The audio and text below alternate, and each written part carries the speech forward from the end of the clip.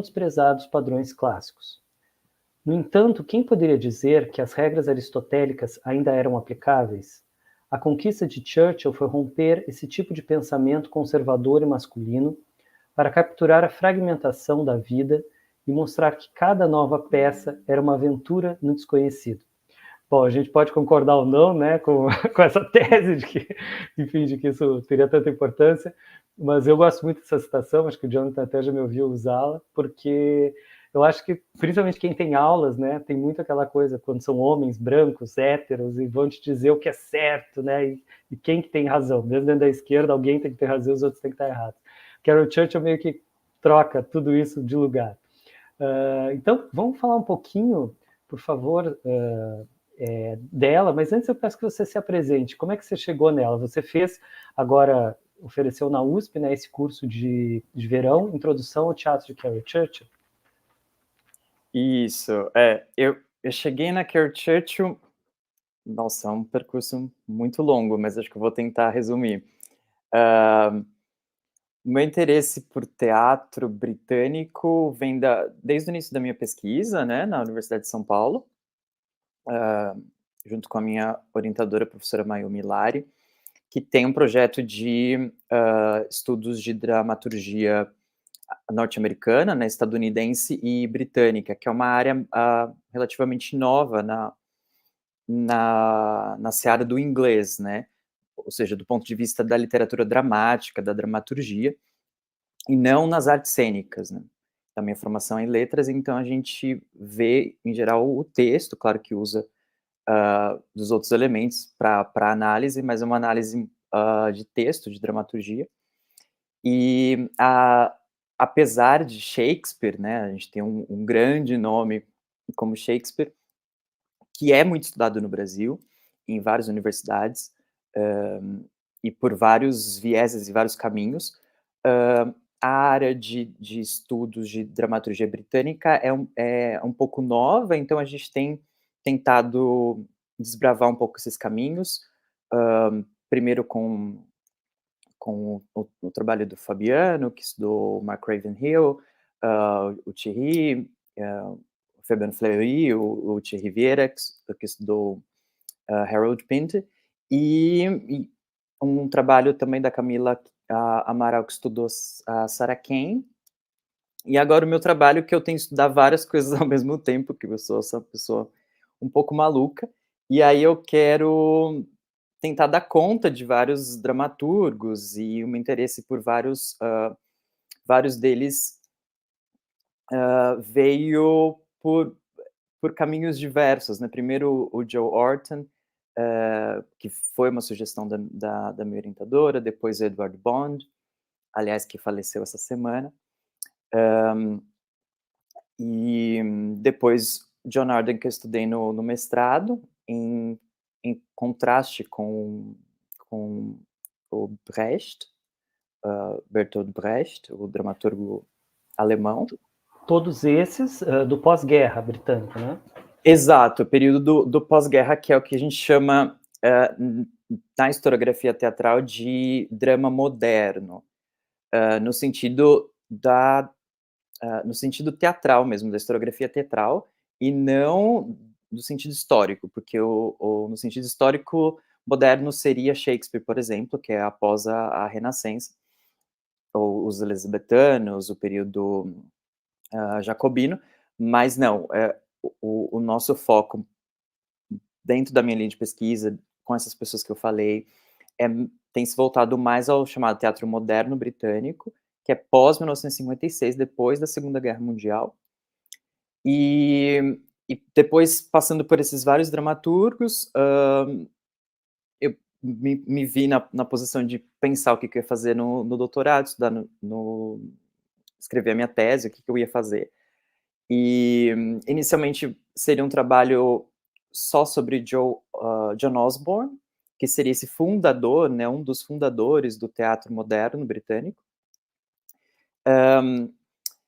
E aí acabei enveredando por outros caminhos, trazendo outros dramaturgos que me chamaram a atenção, e uma delas foi a Carol Churchill, outra foi o John McGrath, e atualmente é basicamente o que eu faço, né, estudo a 3 peças desses 3 dramaturgos. E da Carol Churchill, Top Girls, que é a maior peça, né? Perfeito, maravilhoso. E a gente faz uns 2 anos, né, que tem o Círculo da Dramaturgia Contemporânea, maravilhoso, um grupo incrível. Bom, vamos começar então por aí, né? A gente tinha aquela Inglaterra imperial, vamos dizer assim, né, com aqueles valores, o apartheid colonial, valores de classe, a grande arte, né? E começa a emergir então, após a Segunda Guerra, uma cultura dos trabalhadores, a valorização dessa cultura, vários movimentos sociais, o estado de bem-estar social. Vamos mapear um pouquinho esse pós-guerra, por gentileza. Sim. O fim da guerra representou muito, né, claro, para todos os países envolvidos, e o Reino Unido foi um deles. E, quer dizer, a recuperação da guerra, ela foi relativamente rápida, mas ao mesmo tempo, quer dizer, a gente tem várias questões sociais que o estado de bem-estar social veio para, digamos, solucionar. Então é o período que a gente vai ter a criação do NHS, por exemplo, que é o sistema público de saúde, que talvez seja acho que é o grande emblema desse momento. E, ou seja, a ideia de que o Estado, ele daria sustentação para políticas sociais que, após a guerra, garantisse que toda a população fosse para frente, né, que deixasse o passado da, da carestia da guerra, limitação de recursos. A guerra em si gera problemas, né, muito grandes em qualquer contexto, mas para aqueles países mais envolvidos, né, isso representa um custo econômico muito grande para aqueles que ficam. E a recuperação foi rápida, entretanto, muitos ainda ficaram às margens, né, e além de tudo você tem uma discrepância muito grande entre o norte e o sul do Reino Unido, por exemplo, em que o norte é industrial, ou a Escócia, por exemplo, sempre ficaram relegados a uma espécie de segundo plano em relação ao crescimento que acontecia no sul, na região do sul, sudeste, sudoeste, que é Londres, né, basicamente, né, o grande centro econômico, cultural, do reino como um todo. Então, esses dramaturgos que vêm nesse período dos anos 50, eles vêm trazer, por exemplo, a questão dessa classe trabalhadora. Claro que a classe trabalhadora, como a história da classe trabalhadora britânica é uma história muito longa, de muita força, de muito impacto, né. O Thompson tem um livro importantíssimo nessa área, né, que é, do ponto de vista historiográfico, que é a formação da classe trabalhadora inglesa, que conta exatamente todo esse percurso de várias lutas importantes ao longo dos séculos. Lutas também por alfabetização, né? Exato, e por exemplo, o Education Act, com a guerra, né, com o fim da guerra, ele promoveu essa educação mais ampla para a população, que até então havia sido muito elitizada, né? Ainda é, mas houve uma certa abertura. Aqueles que voltaram da guerra, por exemplo, tiveram acesso à educação, que é um pouco a história do Raymond Williams, que em Cambridge vai dar aula para essas pessoas, para aqueles que voltaram e tiveram acesso à educação, os ex-soldados, veteranos.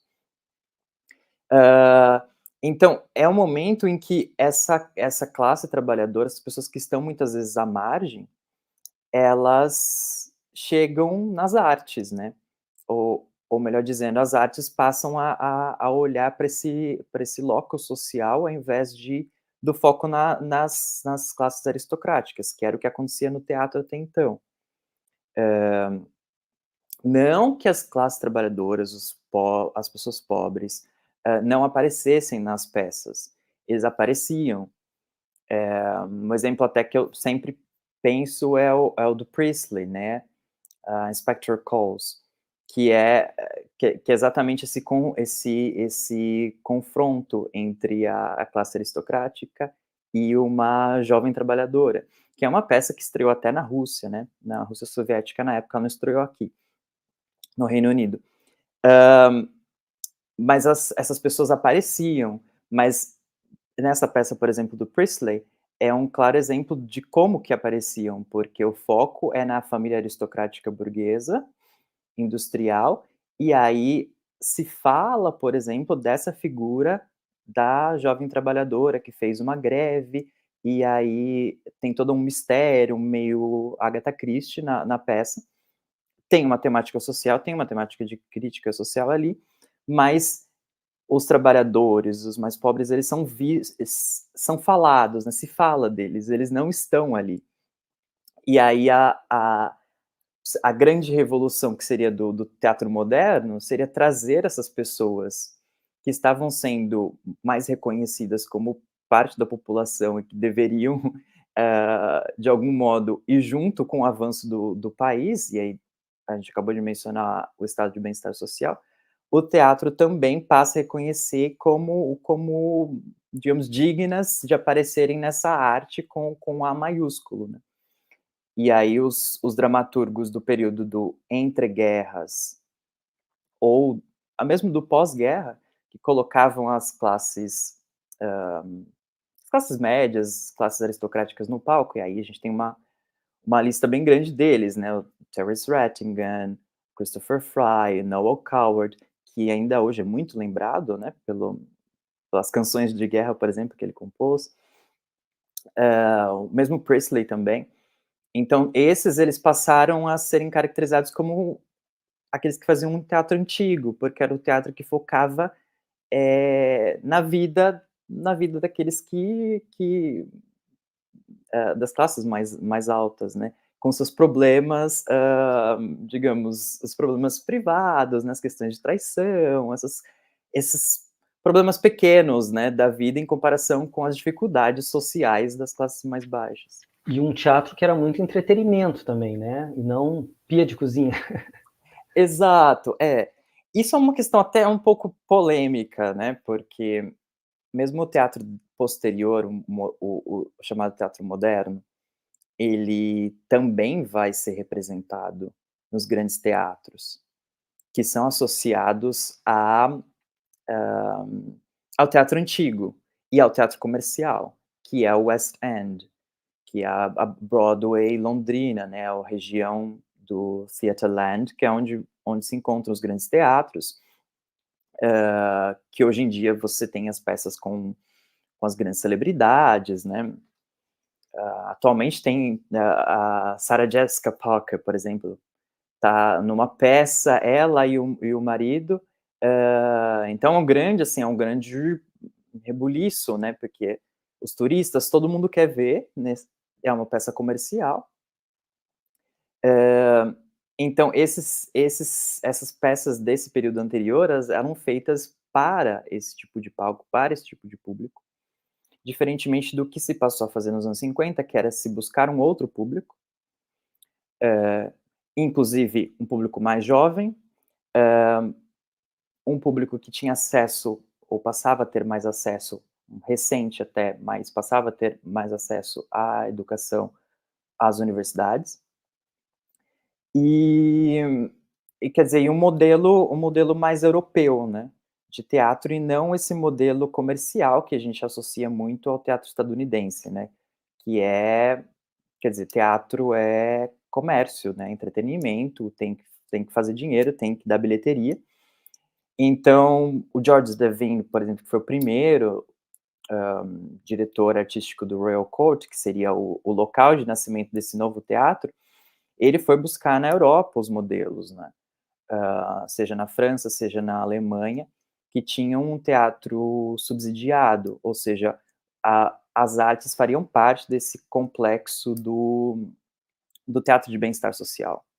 Ou seja, não... Jonathan, infelizmente vou ter que te interromper um pouquinho, porque nós temos muito ainda o que falar.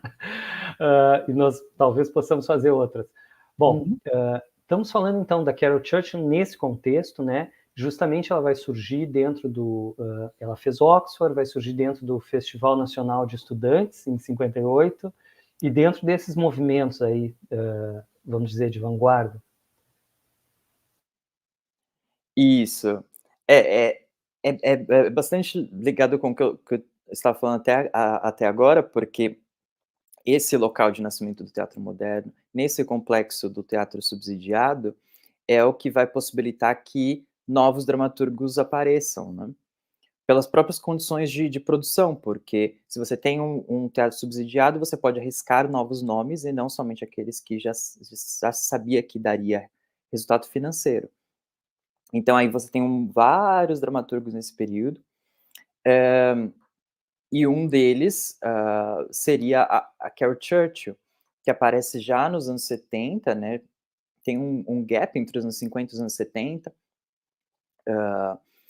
vários digamos, ela seria quase que uma segunda geração, né, desse movimento, que é uma geração muito associada com, outros nomes como o David Herr, que a gente conhece, né, bastante, Tom Stoppard,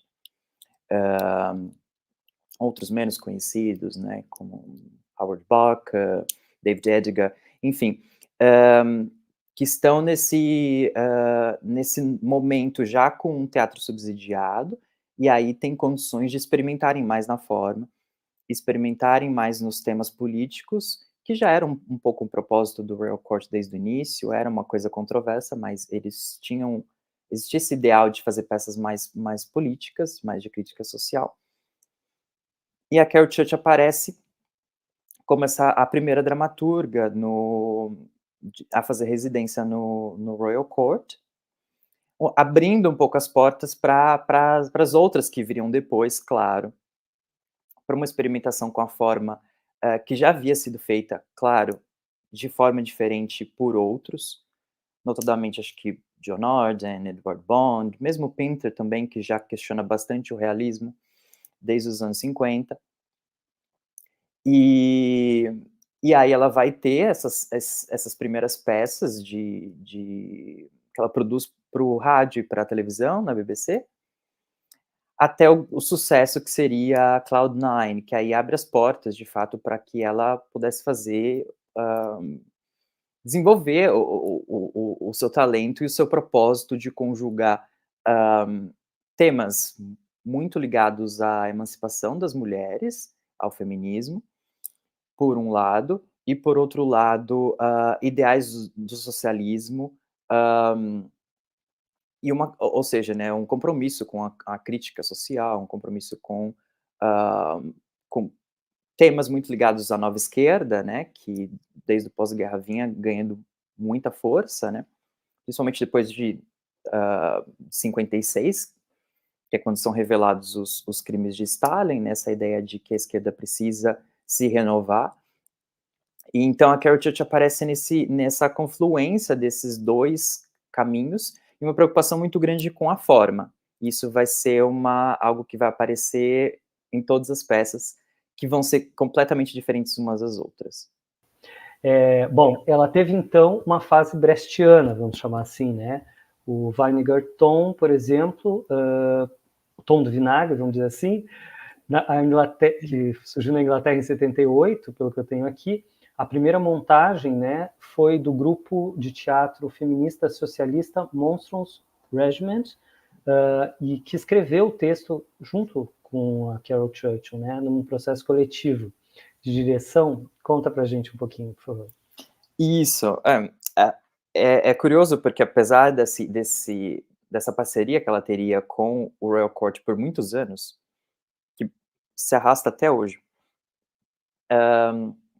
ela teve esses momentos de experimentação muito grande, como eu disse, não só na forma, do ponto de vista da escrita dramatúrgica, de fazer uma coisa diferente, mas também do processo de produção das peças, trabalhando com companhias como a Monsters Regiment ou a Joint Stock, e depois trabalhando, por exemplo, com coreógrafos, então ela experimentou de maneiras, assim, as mais diversas, nesse ponto de vista também de como conceber a obra artística.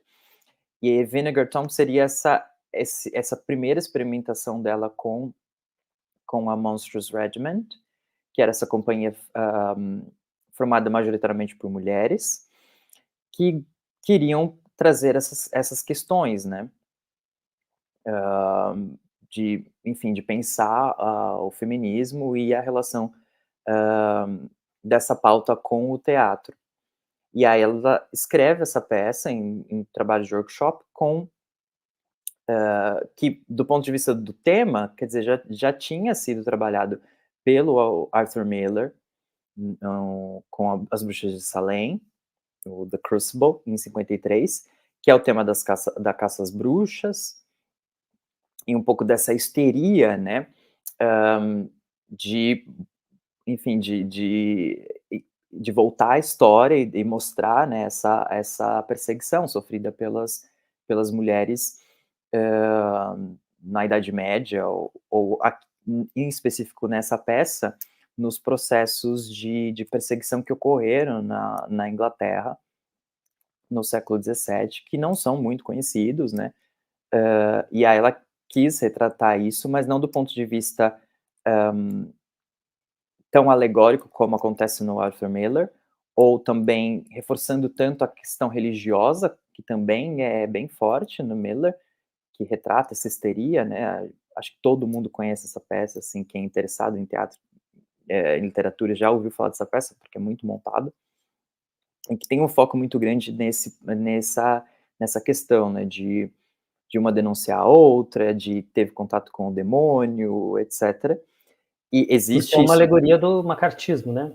Exato, no Miller é uma alegoria do macartismo, mas no caso da Carol Churchill, acho que ela busca fazer uma peça um tanto quanto diferente, por focar mais na questão das mulheres que fogem das normas sociais, ou que estão às margens da sociedade, do ponto de vista econômico, e, portanto, precisam ser eliminadas, precisam ser higienizadas da sociedade, e aí entra a caça às bruxas como esse processo de higienização social. E no meio do surgimento do capitalismo também, né? Total. Nesse ponto, essa peça é muito parecida com uma outra do Edward Bond, que é Bingo, que é uma peça que volta no período moderno, do ponto de vista da história, para mostrar os cercamentos que aconteceram, ou seja, expulsão das pessoas das terras comunais no fim da Idade Média, e que cumpriu um papel claro de dar espaço para as propriedades privadas e, quer dizer, uma maior pauperização das populações que tinham que, ou, no caso específico dessa peça e também na Carol Churchill, elas vão viver absolutamente às margens e vão ser eliminadas de uma forma ou de outra, porque E elas são principalmente, mendigas. Pode falar. claro, e produzir filhos, né? Muito uma coisa importante e tal para trabalhar para o capital. Enfim, tem muitas Sim, questões. sim, né, essa peça ela passa por vários temas, né. Eu até escrevi Panspion, que tem um tema semelhante. Em 1979, então, surge Cloud9, que tem o primeiro ato, os personagens estão no século XIX, no segundo ato eles estão, os mesmos personagens estão no século XX, né? Então temos aí várias rupturas com o realismo, né? E de certa forma o palco está falando, né? O palco fala naquele conceito brechtiano, apresentar e não só representar. Ou seja, quem faz e não só o que ele faz, né? Vamos falar um pouquinho de Cloud9, essa peça tão gostosa. Sim, Cloud9 é uma peça muito interessante, né, por ter essa discrepância do ponto de vista da representação, ou seja, os atores, os personagens de um gênero e os atores do outro gênero, ou seja, há uma discrepância, né? Homens são interpretados por mulheres, mulheres interpretados por homens, e que geram várias significações na estrutura da peça, que no primeiro ato se passa na África, na Inglaterra Imperial, no período vitoriano, que é o auge do Império, e aí, no segundo ato, já se passaram 100 anos, mas para os personagens 25. E todas as questões por exemplo, né, tomando uma das personagens, né, a Betty, que é a mulher digamos, oprimida pela estrutura patriarcal no primeiro ato, patriarcal imperialista, que relega ela a uma posição subalterna dentro da estrutura dos homens que coordenam o império e dominam tudo e fazem acontecer. E aí, no segundo ato, ela, digamos, se descobre como uma mulher emancipada, como alguém que pode decidir o seu próprio futuro. É uma peça muito interessante, porque ela toca em várias questões, a relação entre império e o que se chama, né, de sexual politics, né, que é as políticas da sexualidade, ou seja, as formas de controle da sexualidade que reforçam aquilo que a gente estava mencionando agora há pouco, né? O capitalismo precisa da família tradicional, né, produzindo filhos, ou seja, essa estrutura ela pede que se preserve esse tipo de arranjo social, como o casamento, e na peça, por exemplo, os 100 anos demonstram que muito mudou. E, na minha visão, é uma peça bastante otimista, e ela captura um momento interessante, que essa movimentação, essas mudanças nas políticas, as políticas sexuais, no sentido do avanço das mulheres, avanço da pauta dos homossexuais. Então, em vários outros sentidos, é uma peça muito avançada para sua época. E hoje é uma peça relativamente até polêmica, exatamente pelo avanço da época que ela representava. Nesse aspecto, por exemplo, da discrepância entre atores e personagens do ponto de vista do gênero. Mas eu sou suspeito de falar, porque eu gosto muito dessa obra, porque acho que ela aponta por um caminho diferente do Vinegar Tom. O Vinegar Tom seria essa peça mais de denúncia, principalmente pela parte das músicas, ao estilo épico, né, brechtiano. Então é uma peça de denúncia, de chamar para agitação, né, quase. E Cloud9 parece ser uma peça que ela tem um quê de otimismo, ou seja, em 100 anos muita coisa pode mudar.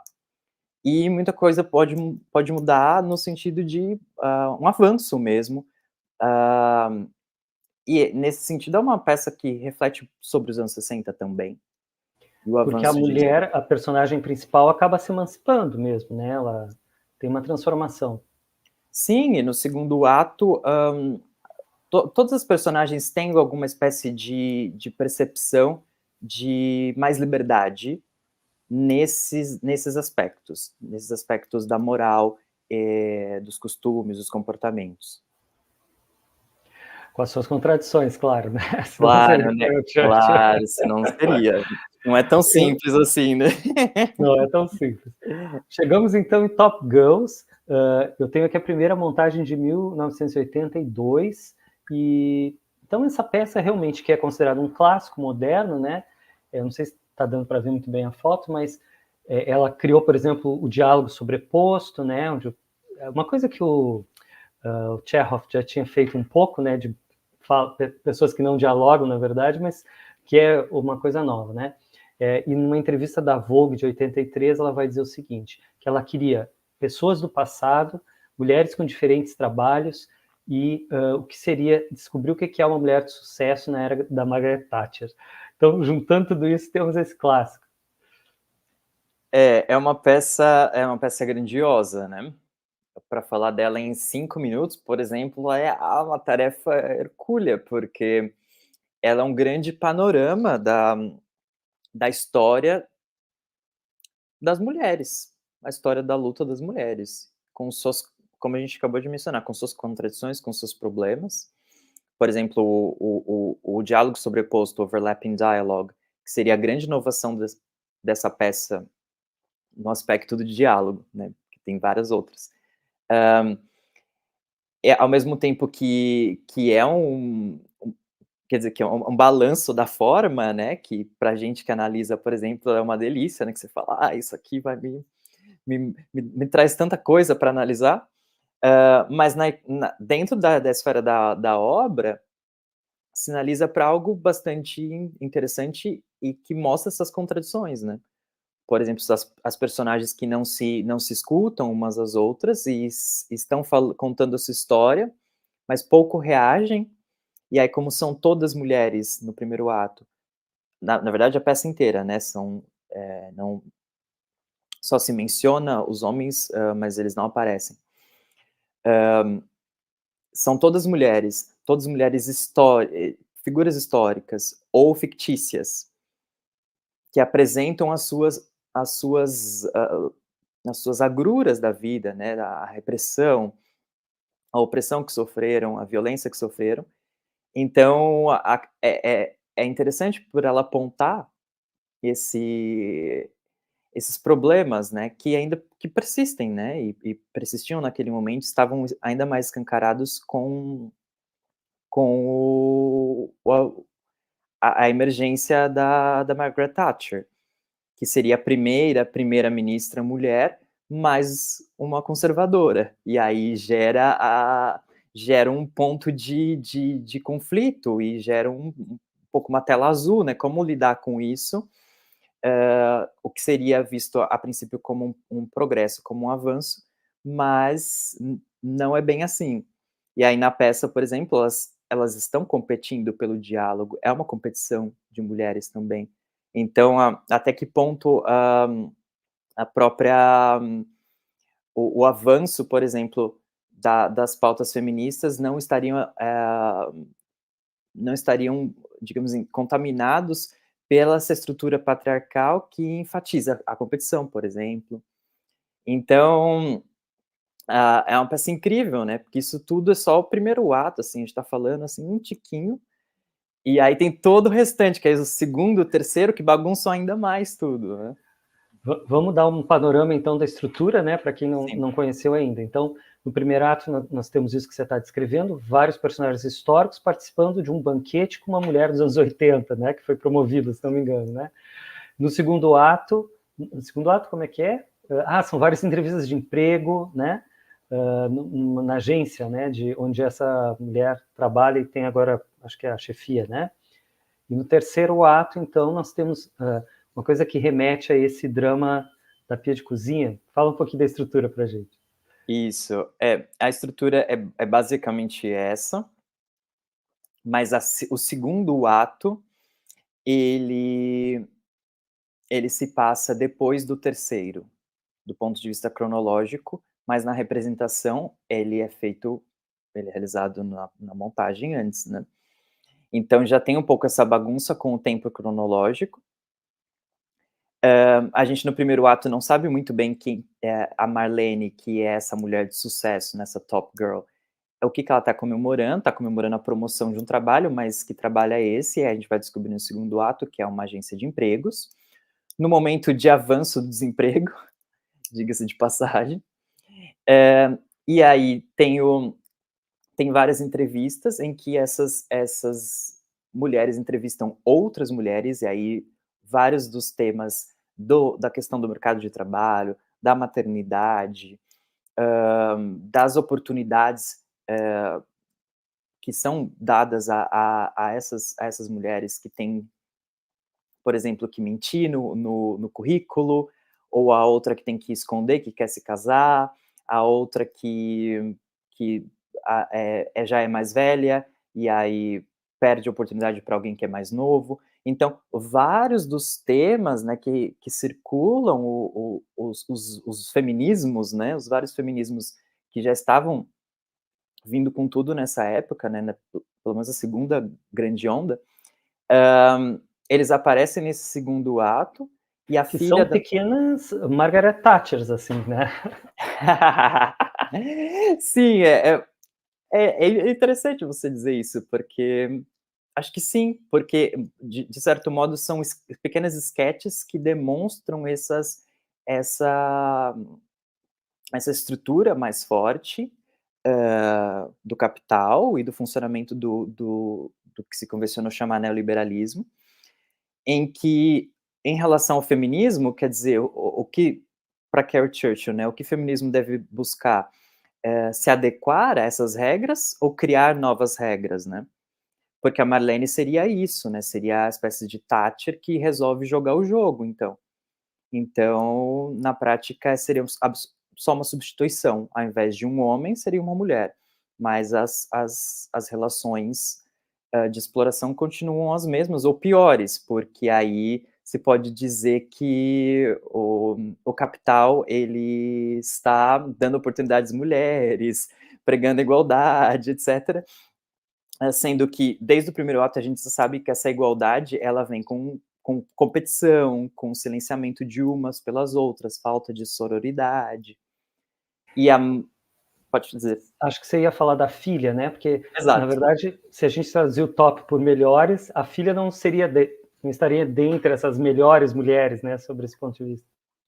A filha da Marlene, que é a Angie, ela é o que hoje em dia a gente talvez chamasse de uma pessoa com uma dificuldade de aprendizado, algo nesse caminho. E que na época ela era considerada, nos anos 80, né, seria uma criança atrasada, né, uma adolescente atrasada. E é a filha da Marlene, que na verdade ela sacrificou, né, ela entregou para a irmã cuidar, e a irmã não conta que a tia, na verdade, é a mãe. Ou seja, demonstra também esse sacrifício, né, que a mulher tem que fazer para chegar no lugar que era de um homem, ou no topo, né. Então é o questionamento disso, né. E ela seria essa que não chegaria lá, porque ela não é como a Marlene, ela não teria esse espírito, digamos, empreendedor, que a gente chamaria hoje de empreendedor, de ter renegado o seu passado, que é o que a Marlene faz. Ela, sendo da classe trabalhadora, ela passa a odiar a própria classe, e, de certo modo, odiando a própria filha, né. E aí o terceiro ato é um pouco esse embate entre as classes sociais, também um pouco um embate quase que alegórico, porque digamos, a Marlene simboliza ou alegoriza um pouco a própria primeira-ministra, e a Joyce, que seria a irmã, a classe trabalhadora, aqueles que ficaram para trás ou que são caracterizados como os que ficam para trás porque não são empreendedores, porque não se esforçam, porque não querem trabalhar, por exemplo, que é um pouco a ideologia do neoliberalismo. E que são os que criaram, né? Os filhos. Isso, Exato, exato. as que cuidaram, né, das pessoas.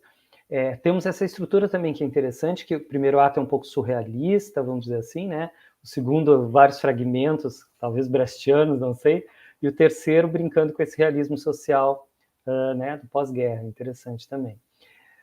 Você quer comentar um pouquinho sobre isso? Acho que o terceiro ato, na minha visão, para alguns seria uma espécie de retrocesso, porque volta a forma mais realista, que era muito associada aos anos 50, aos anos 60, no chamado realismo de pia de cozinha, que é esse teatro moderno que a gente falou no começo, que coloca as classes trabalhadoras no palco, mas dentro da configuração do ambiente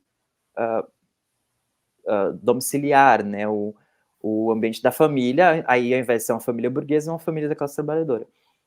Mas na minha leitura eu acho que não é por esse caminho, eu acho que é mais ela volta a essa forma um pouco para mostrar também que os problemas persistem, né.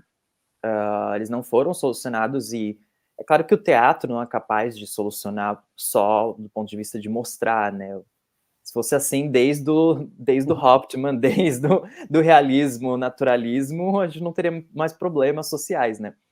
Mas, por outro lado, a ideia de que existe uma superação, né, nos anos 80, uma superação desse mundo anterior, eu acho que ela está apontando que não houve, né, e acho que os anos Thatcher mostrariam que não aconteceria de fato, né, esse novo momento em que não haveria mais pobreza, por exemplo, ou não haveria classe trabalhadora, né, que é um pouco essa ideia da Thatcher, né, não tem classes, não existem classes, né, que é uma falácia, né. que existem são indivíduos, né? Aquela famosa Uhum. propaganda. Bom, vamos então para Far Away, né? Em 2000, ela já tem 60 anos, a autora, né? E ela escreve uma espécie de distopia, que a Wikipédia vai dizer assim, que no ato 3, cena 1, encontra Harper, Todd e Harper se encontram na casa de Harper, esperando o retorno de Joan. Eles discutem a paranoia causada por não saber de que lado da guerra estão vários aspectos da natureza. Eles estão muito preocupados com Joan, que eventualmente retorna em um estado muito esgotado. Ela faz um monólogo sobre seu medo de todas as coisas naturais em sua jornada, como riachos, cavalos, luz e escuridão. Ela não sabe de que lado da guerra eles estão. É incrível essa peça, né? É uma peça, é uma das maiores, né, do período mais contemporâneo da Carol Church. A gente está falando de uma autora que está viva, né, tem 85 anos, se não me engano. E aí nos anos 2000 ela já está experimentando com outras coisas, né, nessa peça e ainda em outras, né. Mas na verdade desde os anos 90, mas nessa temática, por exemplo, que ela traz em Far Away, seria mais a partir dos anos 2000 que ela vai explorar, que tem tem a ver com as guerras, e tem a ver com esse medo do futuro, né, essa questão da distopia, essa questão um pouco da ficção científica, mas quer dizer, Ficção ficção científica científica. ecológica. Exato, a ficção científica no sentido de que nós vivemos uma ficção científica, ou vivemos a ficção científica que não deu certo, que ao invés de carros voadores a gente e, sei lá, os Jetsons, a gente tem problemas, ambientais muito sérios. E aí nessa peça, quer dizer, existe essa espécie de guerra, a gente não sabe se é uma guerra, se é uma mudança de regime, se quem está contra quem, e aí a própria natureza, né, vem como tomando lados, e a gente não sabe muito bem por que a natureza adquire essa consciência, né, por que os animais adquirem essa consciência similar aos humanos, o que aconteceu para que isso ocorresse, né, um desastre nuclear ou algo do tipo. Então, é uma peça que já vai para esse caminho mais do distópico da ficção científica, mas para refletir sobre temas que dali a um ano, por exemplo, já seriam as notícias do dia a dia, né, com o que aconteceu com o 11 de setembro, depois a guerra do Iraque e tudo mais, e que se manteria nas peças dela essa preocupação, por um lado, com as guerras, por outro, esse medo do futuro, então, que advém desses conflitos, e a possibilidade de um desastre, uma uma hecatombe, climática, que aí isso ela trabalha desde os anos 90, mas ao longo do tempo aparece com mais força. Nessa peça, por exemplo, os animais que, viram essas figuras de robesianas, né, de, adquirem essa configuração humana de destruição e de guerra, e que é absolutamente assustador, né, porque a natureza que é esse espaço da contemplação, da paz, do contato com o que há de mais bonito, na peça vem como aquilo que reflete o que há de mais horrível em nós, através dessas guerras, desses conflitos, né. Temos também esse aspecto da educação, né, da negação. Né? Então, não, isso não está acontecendo, você não viu isso, né? E, por outro lado, também chama atenção essa questão de que, de certa forma, a natureza está reagindo, a gente se sente um pouco atacado, né? Temos vírus, temos coisas que vêm responder, né? Sim, sim. Na primeira parte, né, que tem essa coisa do você não viu isso, você não pode ver isso, essa tentativa de esconder quem é quem nos conflitos, que mostra um pouco também a questão do viés ideológico, né, depende de que lado que você está, e os animais e a natureza também tomam partido nesses conflitos, e reagem, né? Reagem da forma mais destrutiva possível, que é se assemelhando aos humanos. É uma peça assustadora, né? E um pouco profética do que aconteceria depois, que é também uma recorrência do trabalho da Carol Church de ela tentar diagnosticar um pouco o momento, mas não só como uma espécie de fotografia, mas uma espécie de uma leitura de conjuntura mais ampla, que possibilita algumas obras um pouco proféticas. E claro que, né, infelizmente, a questão ambiental, por exemplo, persiste com a gente, né, e não sem perspectiva de melhora tão rápida. Então, as obras continuam atuais por conta disso também, né? Sim, e sempre lembrando esse aspecto poético, né? Nunca é um retrato assim, né? Um xerox, mas tem esse aspecto poético muito interessante. Bom, vamos então para aquela peça para a qual ela foi cancelada, né? Por causa da qual, assim, então ela perdeu prêmios, né? Ela foi cancelada de certa forma, mas uma peça extremamente atual, Sete Crianças Judias, de 2009, né?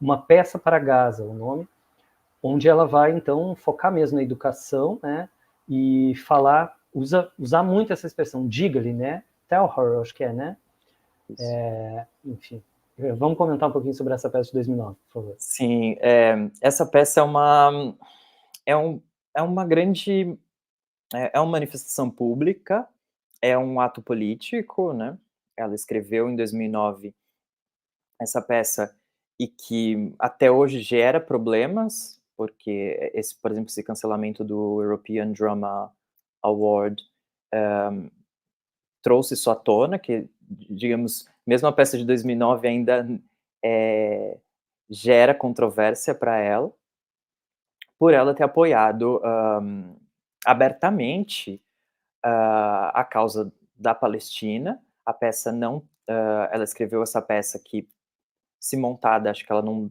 dá nem 15 minutos, né? Ela é praticamente uma peça quase de agente próprio, no sentido de uma espécie de evocação para uma questão muito próxima e muito atual, e nessa estrutura do tell her, que são uma repetição muito grande de imagens, uma repetição de frases, em que um adulto, pais, avós estariam falando com crianças sobre o que está acontecendo em Gaza, do ponto de vista dos judeus sionistas, e que se comenta a destruição, se comenta tudo aquilo que está acontecendo de violência. A gente sabe hoje, mais do que nunca, que é um conflito extremamente violento, extremamente impactante no território que hoje a gente chama de Israel, a Palestina, como um todo, nos seus diferentes territórios, nas diferentes áreas ocupadas.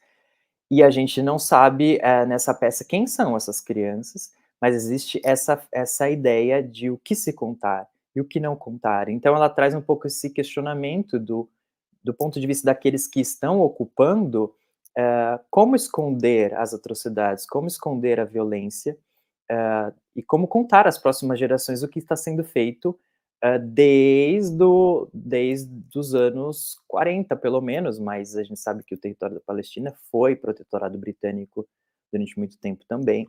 Então, foi, enfim, do Império Otomano. Existe uma violência que persiste, mas que, com a dita fundação do Estado de Israel, sistematicamente se buscou essa limpeza étnica, e ela retrata isso na peça de uma forma muito violenta, né, pela narração. Principalmente através após a ocupação de 67, né? Sim. Temos um aspecto interessante que é como se fossem poemas, né? São pequenas frases, né? Não chegam a ser diálogos nem cenas assim, mais estruturadas, vamos dizer assim, apesar de que tem sua estrutura, né? Mas é uma coisa muito interessante que ela não retrata, por exemplo, uma bomba caindo numa casa, ela não faz isso, né? Ela está retratando justamente o discurso, então não deixa de ser uma peça muito metateatral, assim, né? Tipo, o teatro que se cria para se justificar alguma coisa, né? tem um momento em que ela fala, eles só entendem a violência. Parece uma coisa dita hoje, né? Uhum. A gente tem essa experiência também dos jovens judeus americanos, né, que vão para Israel servir no exército, né, por causa dessa propaganda. Sim, essa estrutura, no fim, por exemplo, ela um pouco se desfaz, né? Já pro finzinho da peça, na última cena, finzinho da peça, a gente tá falando de 5 páginas, né? Mas no finzinho, quer dizer, essa ideia de o que contar, de o que esconder, ela vai escalonando para um grande bife, né? Uma fala bem grande, que parece um pouco desconjuntada. E eu leio, eu não sei se é otimista, muito otimista da minha parte, mas eu leio como uma espécie de aceno para essa possibilidade de reconhecimento dos erros. Ou seja, do ponto de vista dessas figuras, esses adultos contando para as crianças, e nesse processo da necessidade de contar, perceberem a violência que foi realizada e que, quer dizer, você tem essa possibilidade de perceber e tentar reverter. Mas talvez seja uma leitura muito otimista da minha parte, mas eu acho que o fim da peça, essa dúvida entre o que contar e o que não contar, esse constrangimento do que está sendo contado por uma criança, ele demonstra essa possibilidade de percepção do problema que acontece no Estado de Israel hoje em dia, até hoje, né, que a gente sabe. Muito obrigado. Bom, vamos falar um pouquinho agora dessa peça que você trabalhou no curso, né, Escaped Alone, uma peça de 2016. Na verdade, agora a Carol Churchill já está com 86 anos, se não me engano, não é isso? Ela vai então ter cenas de diálogos intercalada com monólogos, que também, de certa forma, trazem essa questão da colagem, né? Porque o que elas dizem parece muito essa colagem que está sempre, desde sempre no teatro da Carol Churchill, né? Que lembra um pouco surrealismo. Como diria Lacan, as coisas, os significados aparecem porque dois significantes se juntam, né? Alguma coisa assim. Você podia comentar um pouquinho de Escape Alone? Escape Alone é uma peça interessante, porque são 4 mulheres, né? 4 mulheres idosas, ou seja, mais ou menos já na idade da Carol Churchill, nos seus 70 anos, e que apesar de se juntarem para um chá no quintal de casa, digamos, né, no jardim de casa,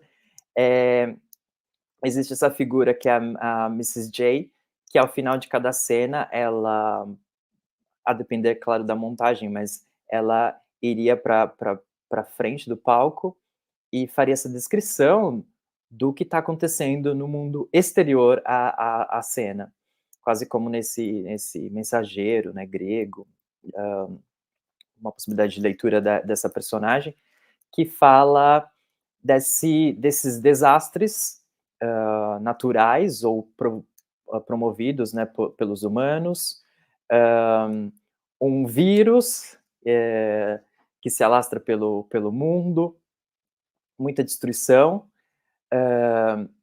e é uma peça que ela gera um pouco esse incômodo, porque você tem uma situação muito próxima, muito corriqueira, que são amigas tomando um chá, porque já estão aposentadas, estão comentando da vida, das dificuldades, das coisas da vida cotidiana, e aí uma quebra nesse momento que vem esse relato do que está acontecendo fora e ao qual elas estão alienadas, né? Então, um pouco essa alienação da vida cotidiana em relação ao que acontece no mundo fora, e esse mundo fora que parece ser um futuro também meio distópico, meio de destruição, mas que poderia muito bem ser o presente, especialmente quando a gente lê hoje, que ela escreveu em 2016, e aí tem esses momentos que se fala de um vírus, né, que para a gente viria a ser a Covid. Então, parece se falar do futuro, mas também poderia ser o presente. Então, esse descolamento, e um pouco, a peça também talvez seja uma reflexão sobre o próprio teatro, né, os tipos de teatro que se pode fazer, esse teatro mais mais do ambiente doméstico, por exemplo, esse teatro mais, digamos, épico brechtiano que traz os problemas, que não necessariamente, eles não conversam, eles podem conversar, eles podem ser utilizados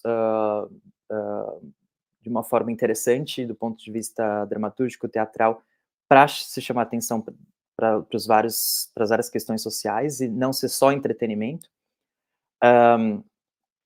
E essa peça acaba sendo uma espécie de coroamento, né, da grande carreira da Carol Churchill, uma das últimas peças dela, montadas no Royal Court, que seria a casa dela ao longo das décadas, feitas, feita por mulheres mais ou menos da idade dela, mulheres que já atuaram com ela em outras oportunidades.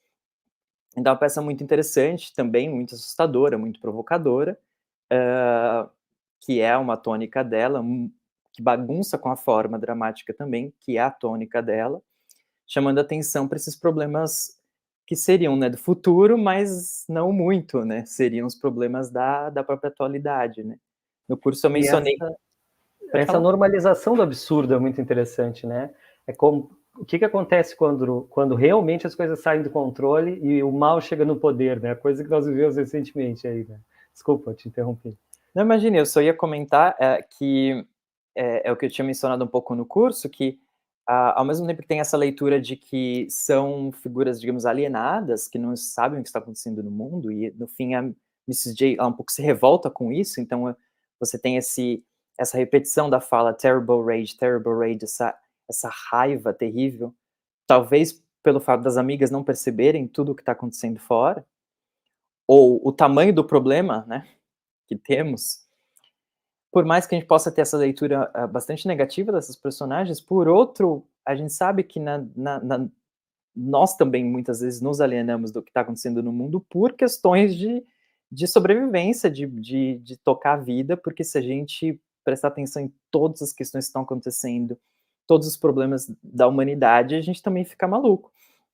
Então, parece que essa peça ela trata um pouco disso, trata desse impacto na esfera da saúde mental também, das questões do espírito, do corpo, de como lidar com esse mundo da tecnologia, esse mundo em que as coisas estão mudando muito rápido e muitas vezes mudando para pior nesse futuro um pouco assustador, futuro presente que a Mrs. J traz nas falas. Perfeito. Então temos aí a Carol Churchill, socialista, feminista, revolucionária e que mudou muito o teatro britânico. Jonathan, queria que você deixasse dicas de leitura, filmes, alguma coisa que você queria indicar para o pessoal, por favor. Sim. Olha, eu acho que para quem se interessa por Carol Church, eu acho que eu diria que dos dramaturgos, por exemplo, do mesmo período ou mais ou menos no mesmo período, talvez o Edward Bond seja um grande nome. Acho que não estou falando isso só porque ele faleceu essa semana, mas na minha visão ele era um dos maiores dramaturgos vivos até esse momento, e acho que agora sobrou a Carol Church, exatamente. E acho que as figuras, as outras mulheres, né, elas são pouco conhecidas, muitas vezes, né, se fala eventualmente de Carol Church, que está sendo mais conhecida no Brasil, se conhece muito Sarah Kane, mas Sarah Kane também, ela tem uma obra reduzida, então também é mais fácil de conhecer a obra dela, porque são poucas peças. Mas a gente tem uma infinidade de outras para as quais a Carol Church acho que contribuiu muito também abrindo as portas. Acho que a Sheila Delaney é o nome, e os filmes por exemplo, do Tony Richardson, que retratam esse período também são interessantes para entender esse novo mundo pós-1950. E um dos filmes é uma peça da Sheila Delaney, Joan Littlewood, que foi escolhida pelo próprio Brecht para representar Mãe Coragem na estreia no Reino Unido. Foi uma das grandes figuras da esquerda desde os anos 30, fazendo agite-prop. E as outras dramaturgas que apareceram depois, né? Não só Sarah Kane, mas várias das contemporâneas. E aí entra Pam James, entra Timberlake, Württemberg, Lucy Kirkwood, Penelope Skinner, outras que são bem recentes, fazem muito sucesso, né? April DeLangelis, aí os nomes são muitos. E os dramaturgos do Royal Court, que muitos deles são... também tem muitos nomes, né? Mas que devem muito a essas figuras emblemáticas, né? E que são os nomes quer dizer, os nomes que se apostam pro teatro britânico, né?